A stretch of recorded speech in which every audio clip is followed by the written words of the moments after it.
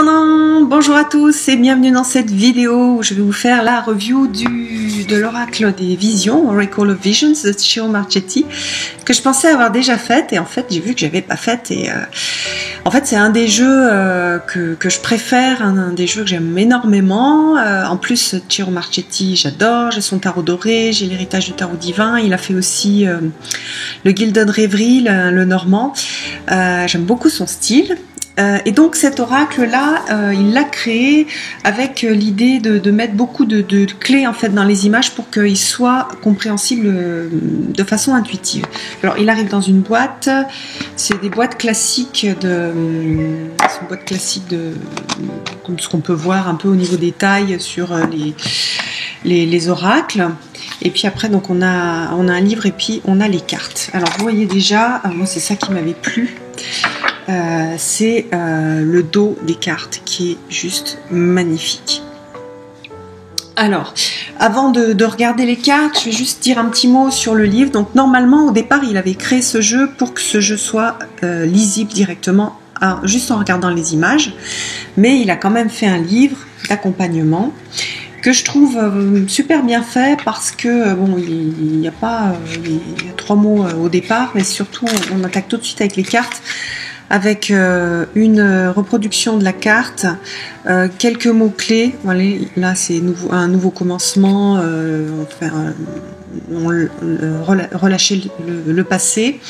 Et puis, il y a des citations que j'aime bien. Bon, c'est tout en anglais, malheureusement, mais il y a des citations qui sont très sympas et qui sont liées aux cartes. Et puis après, un petit texte qui est pas mal. Donc, en fait, même si lui, il a fait ce jeu-là pour être interprété directement sans texte, il a fait des textes très intéressants dans ce livre. Alors, ce que j'ai oublié de dire, c'est le nombre de cartes, 52 cartes, et puis donc le livre fait 140 pages. Et puis donc je vais vous montrer un petit peu les cartes. Voilà, donc elles sont pas dans l'ordre, puisque j'utilise pas mal. Moi j'ai mis du noir sur les tranches, donc il n'arrive pas avec les tranches noires, c'est moi qui l'ai fait. Je trouve que ça le rend beaucoup plus classe. Voilà. Alors, on a ce type d'illustration avec beaucoup de symboles, ce qui permet justement cette interprétation intuitive. Vous voyez, on a une horloge, il y a la position de la personne, il y a des lotus, il y a un temple, il y a de l'eau, donc il y a beaucoup de choses en fait qui se passent. Donc voilà, il y a celle-ci aussi qui est plus avec on voit une histoire d'équilibre, on a quelqu'un en bas qui est couché. Là c'est avec plus une notion de diable. C'est vrai qu'il ressemble au diable en tarot. Donc vous voyez, c'est un univers qui est extrêmement poétique, doux. On retrouve ceux qui ont le tarot doré, vous retrouvez, ça c'est la force du tarot doré.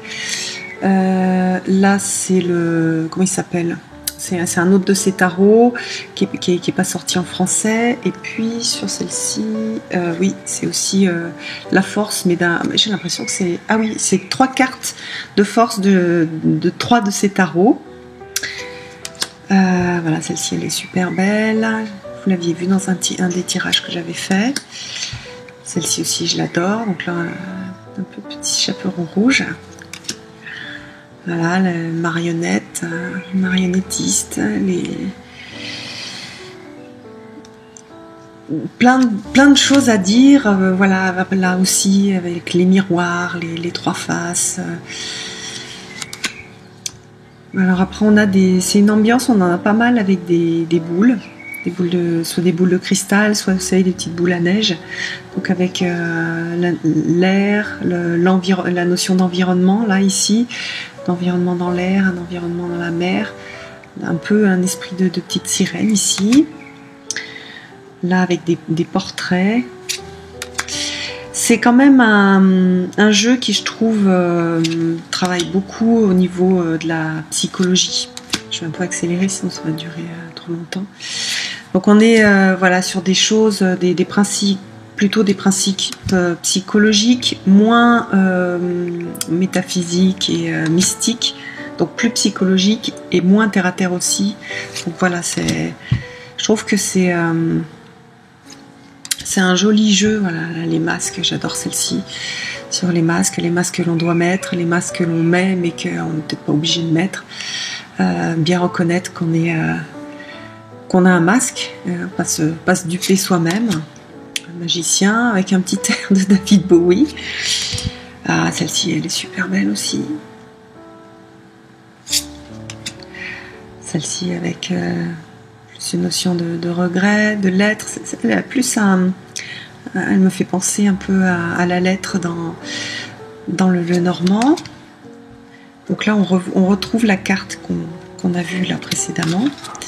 Celle-ci, cette fois-ci, elle est projetée. Voilà la clé qui est sous verre, qui va servir à ouvrir peut-être le coffre, dont trouver une solution.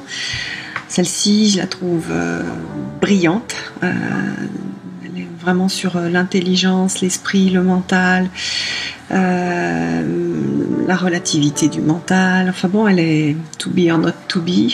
Je pense donc je suis aussi, être ou ne pas être. Donc ça c'est dans Shakespeare avec le crâne. Il y a plein de références qui sont très sympas. Le temps, l'attente, notion de temps, d'attente, de nouvelles qui vont arriver ou pas. Voilà, donc on a beaucoup de choses. Il y a des cartes qui expriment plutôt des choses gaies, d'autres qui expriment des choses plus profondes, d'autres plus tristes. Voilà, ça c'est la seule carte que j'aime un petit peu moins, mais bon. C'est personnel celle-ci, je l'adore. En plus j'avais fait une photo avec mon aîné comme ça quand il était petit. Donc c'est vraiment une carte pour laquelle j'ai beaucoup d'affection. On sent d'ailleurs, elle se dégage de cette carte, de la position des deux personnages, quelque chose de très tendre et très doux. Voilà, plus l'artiste, côté artistique. Ah, là il y a un peu la destinée aussi, les fils de la destinée, ça fait penser au fate, comment on dit, vous savez, les trois femmes qui tissent les fils de la destinée. Il y en a une qui prend le coton, l'autre qui file, et puis la dernière elle coupe le fil, et ça représente donc les trois parcs, voilà, les trois parcs qui filent les fils de nos destinées, qu'on a un petit peu ça aussi. Et puis l'idée de se mettre sur cette route arc-en-ciel. Voilà, celle-ci elle est superbe. Voilà, on a sur la foi, réflexion sur la foi. Donc on a plein de symboles de foi différentes, avec les yeux bandés. Et c'est pas du tout... c'est plein de sens. Hop, plus sur la beauté avec les plantes carnivores. Celle-ci elle est belle. Belle. C'est celle qui est sur le livre. Avec cette représentation, ces rubans rouges qui entravent, ça peut être aussi une métaphore du sang, c'est notre partie angélique. Donc vous voyez que ces cartes, elles peuvent très bien être utilisées sans le livre, juste en regardant la carte. Moi j'aime bien parce qu'il n'y a aucun titre en fait, donc on peut l'utiliser comme ça, sans lire le livre. Bien sûr que le livre apporte quelque chose, hein, mais pour des Français francophones qui ne parlent pas anglais, vous pourriez aussi l'utiliser. La naissance. Colombe de la paix. Oui, donc je disais, des gens qui ne parlent pas anglais pourriez l'utiliser seulement en intuitif, en regardant les images, si vous avez l'habitude de travailler comme ça. Voilà, donc c'est bien sûr si vous avez par exemple un de ces tarots, bah, ça se marie très bien avec. Et puis voilà, moi vraiment je l'aime beaucoup. Et puis c'est vrai que je l'utilise par phase parce que j'ai beaucoup de jeux, mais ça fait partie des jeux pour lesquels j'ai une affection particulière. Bien, j'espère que cette présentation vous aura plu, elle vous aura fait un peu rêver. Puis je vous donne rendez-vous pour une prochaine vidéo.